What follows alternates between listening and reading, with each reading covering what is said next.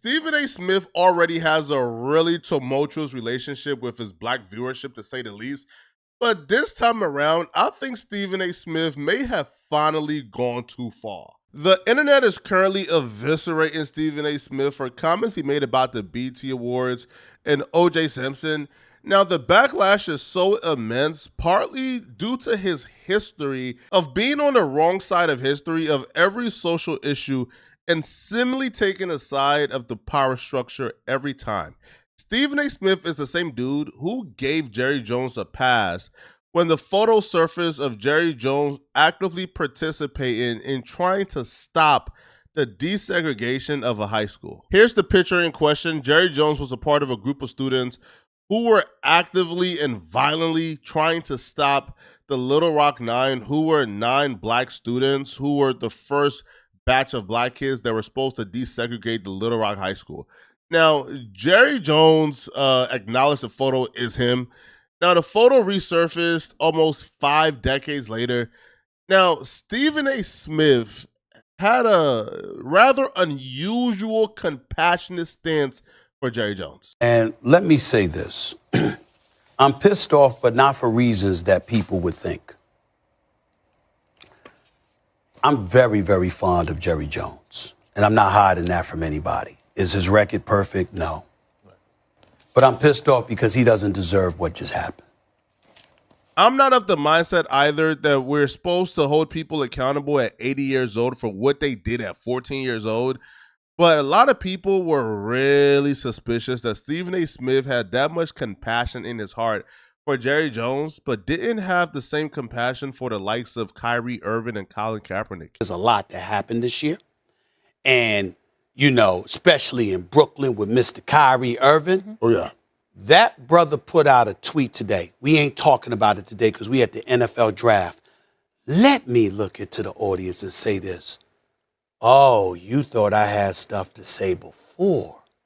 Wait until first take tomorrow. You can see the absolute vitriol in his face for Kyrie Irving.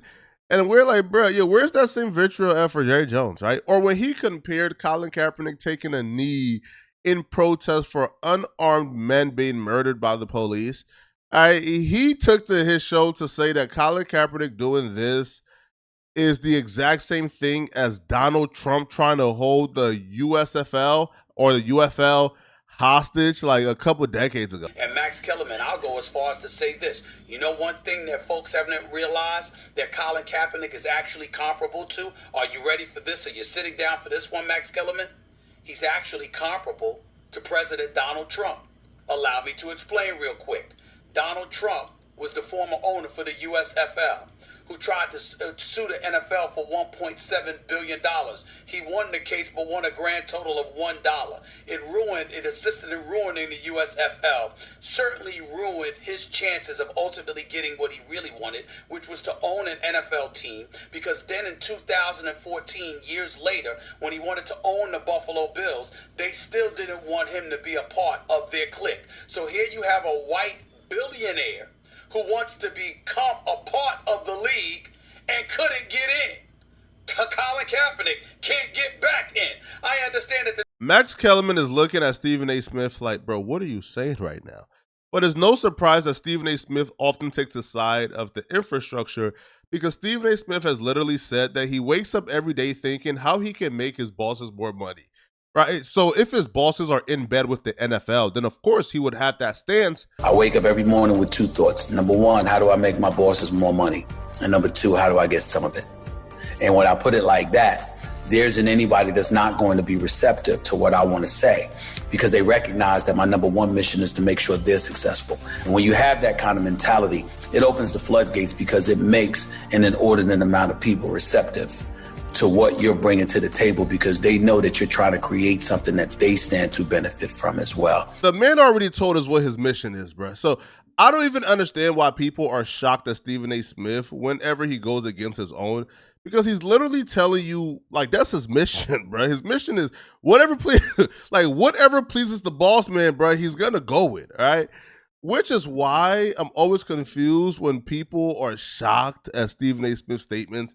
But this time around, people are somehow shocked and pissed off that Stephen A. Smith somehow has gone lower than we expected.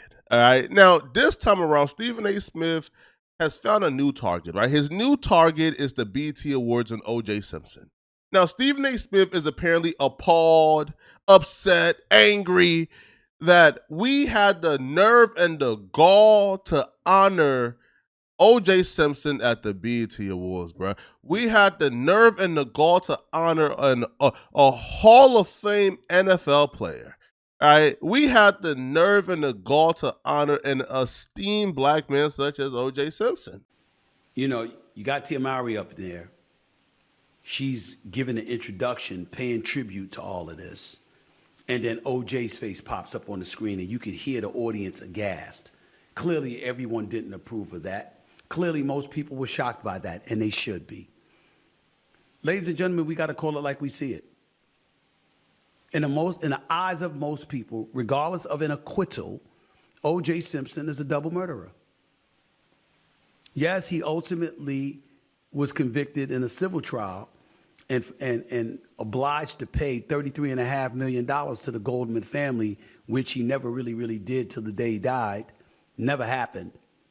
But we all viewed him as a double murderer. He was ostracized and considered a pariah by the vast majority of American citizens. Why? Because regardless of what people want us to believe, unlike most situations, unfortunately, we saw the trial. And yeah, the glove didn't fit, so you must acquit. And the late, great Johnny Cochran pulled that off. And I've had Carl Douglas, the famed attorney working on Johnny Cochran's team during the OJ trial, on this show on a few occasions. And he talked about the preponderance of evidence that validated a civil suit against O.J. Simpson, but not necessarily a criminal suit, because there were holes in the argument that were left by the LAPD and beyond. When does this ever happen? Yo, he's talking about, we all watched the trial. Yeah. He was found not guilty. He's innocent, right? Whatever your opinion is doesn't matter at all. Yo, this must have been a slow news day, bro, or you was instructed to be a lapdog to attack this man who just passed away. Because no way you set up in pre-production meeting, bruh, and thought, a 3-hour BT award show. Oh, BT flash OJ Simpson's name on the screen as memorial. Who even thinks this is worth? This is a complete, minute, non-factor point. I'm confused. Yo, who put you up to this, bruh? Stephen, bro, who put you up to this, bruh? Yo, this is insane and absurd. Now, according to Stephen A. Smith, BET shouldn't have honored OJ Simpson, who's an NFL Hall of Famer, because it would have made people out of our community uncomfortable. Yo, this man's entire life is revolved around making the infrastructure happy. This is a celebration of blackness, of black culture, of black entertainment, of black excellence. And when you do something like this, you got folks outside the community see that shit? TMZ talking about it, NBC talking about it, CNBC talking about it, CBS talking about it, USA Today talking about it, PBS, everybody but PBS. When that kind of stuff happens, how do you think that benefits us? And that's a story that we don't get into nearly as much as we should. Did it ever occur to anybody? No, we don't care. Yo, we don't walk around thinking about what's gonna make Massa unhappy, bro. Like, yo, this is a weird mindset, bro. The BET Awards isn't constructing their show worrying about what's gonna make Massa unhappy. Yo, this is like shuck and jiving activities and behaviors, bro. Yo, why are you so concerned about what makes Massa unhappy? OJ Simpson was acquitted. He was found not guilty. He was an innocent man at death. Why are you digging this up? Why are you going out of your way to make this non-issue an issue? They didn't give him his own grand personal acknowledgement. Bro, they flashed his name on the screen, bro. And you're making this into an issue for a reason. And that's what we celebrate. We, as a community, are going to be held accountable for that. Subliminally, subconsciously. People going to look at us with raised eyebrows and think as a community, oh, you down with that? You cool with that? That's what you celebrate. The collective whole is what matters. Not one individual, not one individual. God rest his soul. God will deal with him because God knows what he did and what he didn't do. It ain't for me to judge or anybody else to judge. At this point, bro, just talking to talk. Yo, you acknowledge, right, that it's not up to you or anybody else to judge, and that only God knows what OJ Simpson did. But then you continue to judge and say this man don't deserve to be acknowledged at the BET Awards for something he got found not guilty of. Bro, what is wrong with you, bro? That happened. And we got to call it like we see it. There's just no reason to celebrate this man. Okay, yeah, he should rest in peace. Sure, we should never talk about him again. Here's the bigger issue. We should never be given a reason to talk about him again. We certainly shouldn't be celebrating OJ Simpson. I'm sorry. Not when two people were damn near decapitated. And he was the prime suspect. If being the prime suspect is the barometer for guilt, bruh, then there's a whole lot of people that's guilty of a whole lot of sick stuff.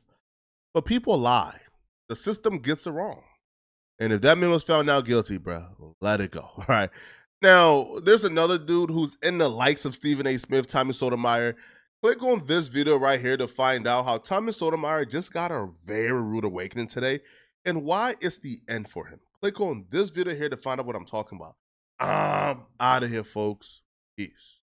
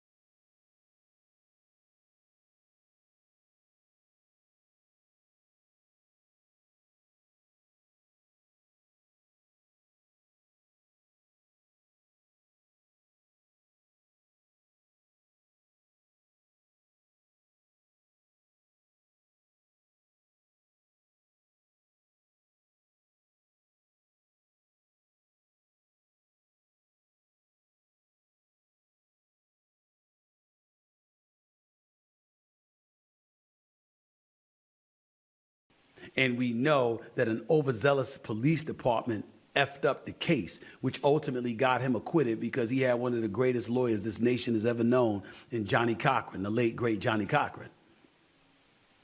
OJ never gave a damn.